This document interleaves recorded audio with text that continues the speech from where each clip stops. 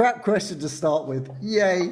All right. What I loved was the children being fully occupied and on task. And then when they'd go home, I could hear them talking to their mums saying, "Oh, I had a great day today. We didn't do any work." Yes. They did. They worked and they were on task. That was the hardest thing, was to keep the children on task. Shall we get started on the camera? Please. Okay, let's just kick in now.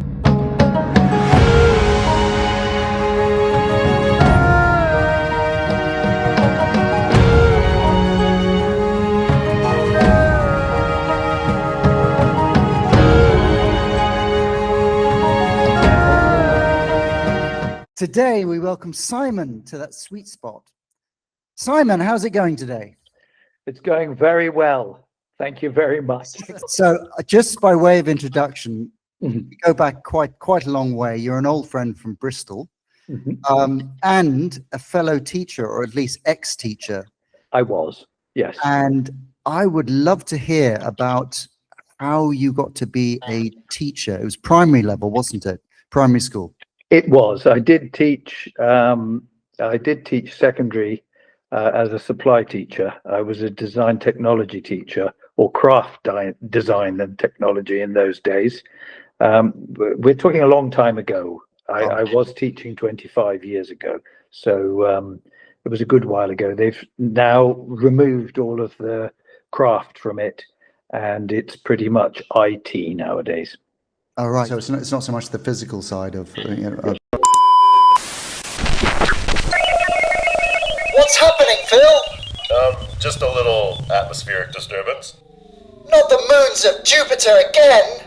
Let me just adjust a few things. We'll get this up and running. Oh, the viewers won't be able to hear Simon's interview. We have to abort the podcast. Oh yeah? Watch this. All of the sides that I was interested in have gone. Oh right. Okay. Yes. Any idea why that would happen? Is it just? Yes, I think much the computers market desire for internet technology, science, and mathematics. I think most schooling is aimed at that nowadays. So there were primary schools. I mean, what kind of schools were they? I mean, what were they like to work in? For example, if you choose. I chose to work in what were effectively sink schools. So they were the very poor schools with very poor financing, because I liked the challenge. So the children were predominantly single parent families with a lot of behavioral issues in the classes. So very needy children, let's say. Massive challenge then, I guess. A massive challenge, definitely. Yes. Just linking this with what I've been doing so far. In China, I had transformative experiences. For example, teaching Aesop to my students. You may, I think you've read that, or you've heard. Yep. Did you have any similar experiences wherein you felt that maybe you changed their lives for the better? Yes, fortunately, back in those days, they were doing topic-based teaching, which meant that you would organize all of your all of your lessons for potentially a week around a topic.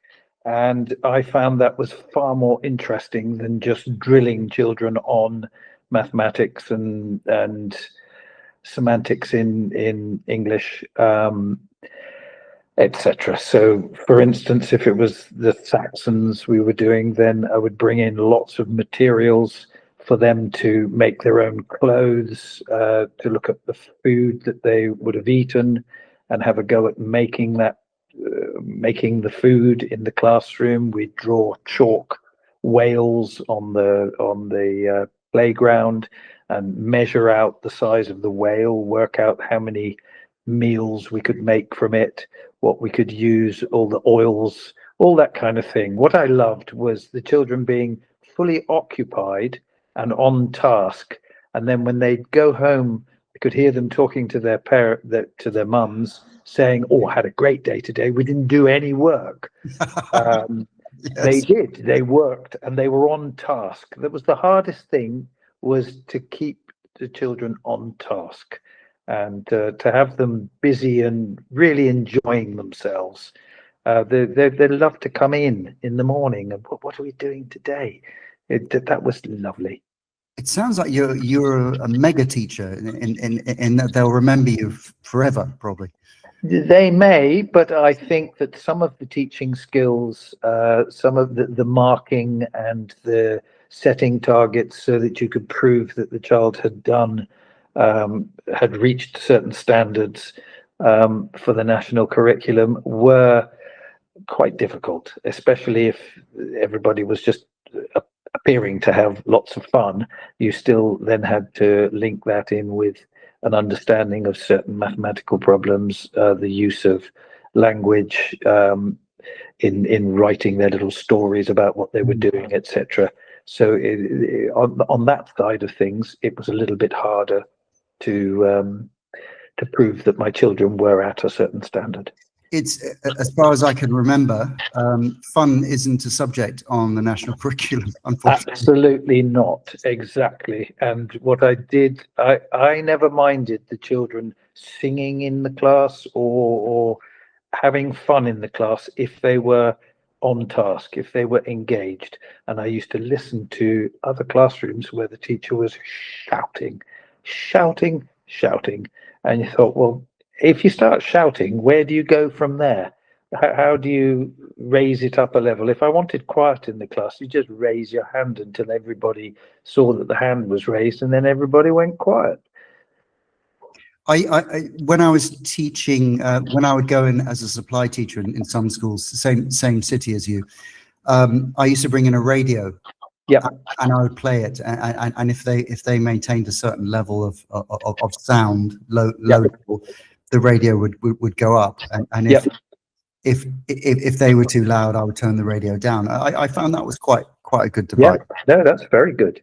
But it feels like you understood what they wanted, and it's almost like you treated it as you're a service provider, as opposed to somebody who had to get them through exams.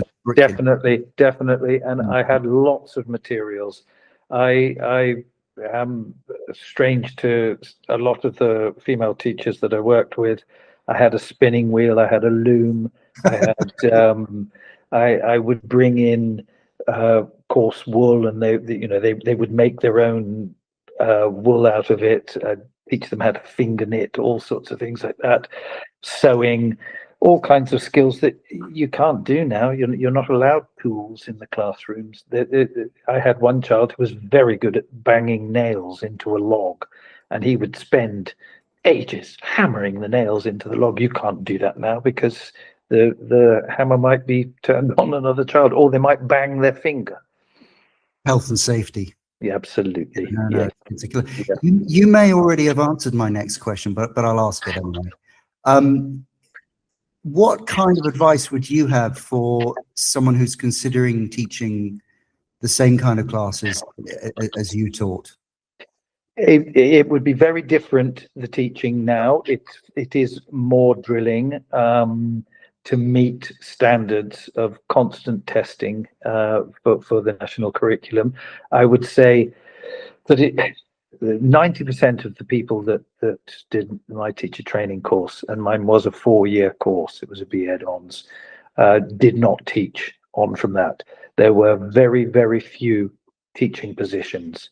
I think nowadays there may be more teaching positions, and people are encouraged to go into maths, science, and teaching. I would say it's a very rewarding job. It is highly underpaid for the amount of work that is required.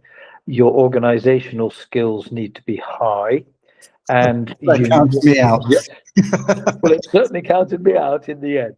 And also you need to be able to switch off too at home. Once your marking and your planning is done, then to have some other kind of hobby. I know we both played hockey, and you were into your poetry, and your poetry slams were outstandingly good. So you need to not, otherwise you'll just burn out, and schools will use the teacher until they're burnt out, and then just get another one in. Yeah. So I'm of a mind that it should be the same for students as well. I've always been very much anti homework. Yes. I don't believe in homework. Well, I was teaching. I specialised in early years. I did teach up to year 6 as well, but I particularly liked the early years, and a lot of the children had very little social skills. I think perhaps now even worse, because children are practically locked onto their phones, and the parenting side of things is a little bit questionable. I think a child, if it's just on its phone all the time, then it's not experiencing things that it should be. Games, a lot of the children could not accept losing a game, and they would just burst into fights and things. So I think this is, so you had to do lots of rewarding behavior, lots of little star charts, and encouraging all the time. If somebody did something that was this is something good, then it had to be really rewarded in the classroom. So they had a bean bag in the room. They could sit and listen to some music for a little bit, or whatever. Do something that they particularly like to do. I feel like I wish I had a teacher like you. You know, at that level. I was going to ask Phil if he ever had a teacher in any way like Simon at all. I was thinking this whole time, not to blow smoke in a certain direction, but it sounded like as I was sitting here, I was like, oh, I wish I could have been in that class, talking those whales, and you know, oh, that my teachers all made me hunt real whales. It was quite a task. You were hunting whales No, from the snowy wilds of Canada. Yes. Oh, fantastic! No pun intended, was the hammer.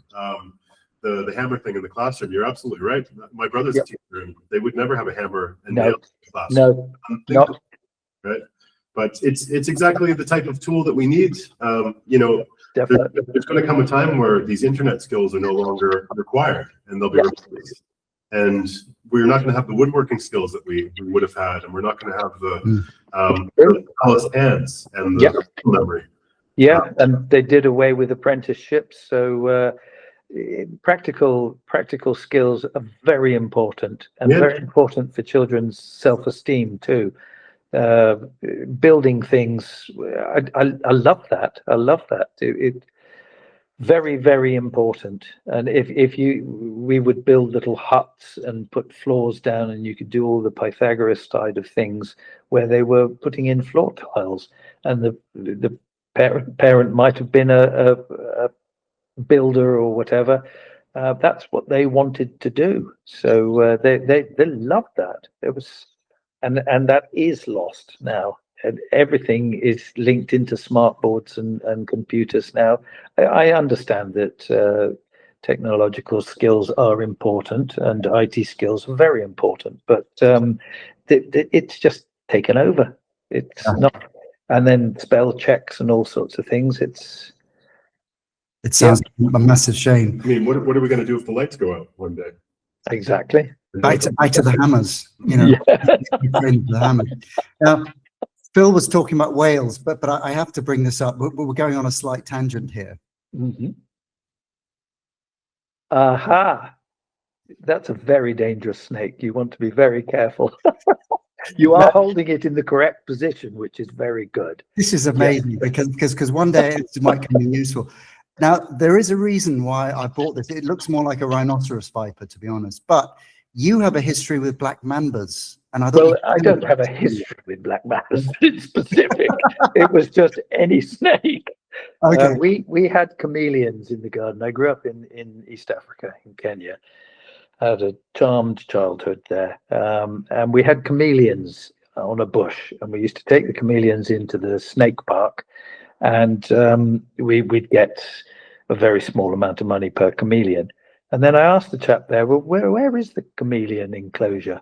And he sort of laughed and then took me out, said, come on over. And we went to the snake pit, and he just tipped my box up into the snake pit. And then the chameleons were all eaten by the snakes. So, oh, there's Jerry, there's Chris. Oh, yes. And then he said, do you see any snakes? I said, yes. So, well, if you bring us some snakes, you'll get much more money. So my brother and I went into catching snakes. So we would have a couple of snakes in a bag under the bed. Mum would come to give us a kiss goodnight. Say, oh, what's under the bed? Say, oh, nothing. Just remind me, how old were you at the time? About 7, 8. Yeah. So good age for catching. They're actually really stupid, and I don't recommend that everybody does that. Oh yeah. Okay. Because this is now 21st century. We have to say, don't do this at home, kids. Don't do this at home. Well, most people in the UK wouldn't be able to do it. Phil's going to put a disclaimer on you at the bottom. We in no way endorse 7-year-old boys picking up snakes, random snakes. Yeah, well, we didn't go for all of them, but the ones that we could prong with the stick and then grab them, get them in the bag, that was all right. But it's not very advisable. Stick to chameleons. Fantastic. Yeah. Anyway, yes. Just very briefly, can you tell us something about your current occupation? Because that involves loosely, it involves some training, and this podcast does cover teaching and mentorship and training. Yes. Okay. Well, I was lucky in that I was a mature student when I went to university. I went in my mid-30s, and I had already had a career offshore working as a commercial diver from the age of 17. And when I stopped teaching and went back offshore, now I work as a client representative for one of the large oil companies, and we are, I suppose, the root of our job is to stop the diving companies from killing the divers, and that is done by making sure that the process is followed properly, all of the law side of things, all of the equipment works, they are following a permit, they have all of the isolations correct, and they are following the task that they have done the risk assessment for. This doesn't always happen, as a boat hire is about £250,000 a day, and if they are behind schedule, they may want to cut corners, and cutting the corner may mean killing the diver, which is not acceptable. So I can say in 21 years of being a client rep, there has never been a fatality on one of the boats that I've been working on. Well, I'm very relieved to hear that. I'm just stunned that you've gone from beanbags to this. It's a massive. It's a massive. It shows a great variety in your life as well. It is a massive jump, but the mentality of the 5 to 6 year old children and some of the people that I work with offshore is very similar. That's a fantastic link. Wonderful. That's magic. All right. Well, I'm going to say thank you very much for your time, and thank you for your patience setting all this up. And you're very welcome. And as ever, I've really enjoyed your company because that's one reason why we've known each other for so long. It's fantastic. Always a pleasure to see you and speak to you, Pete.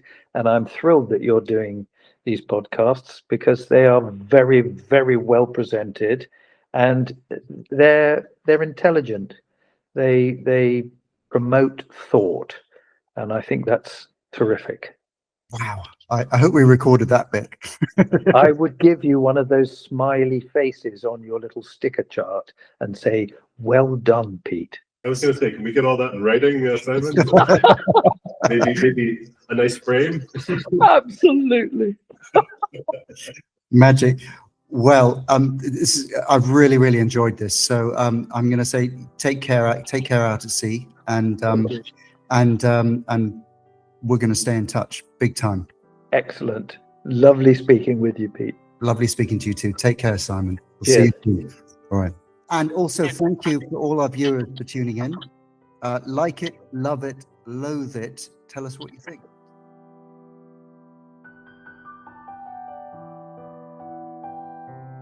We figured it out. We problem shot it to pieces. Yeah.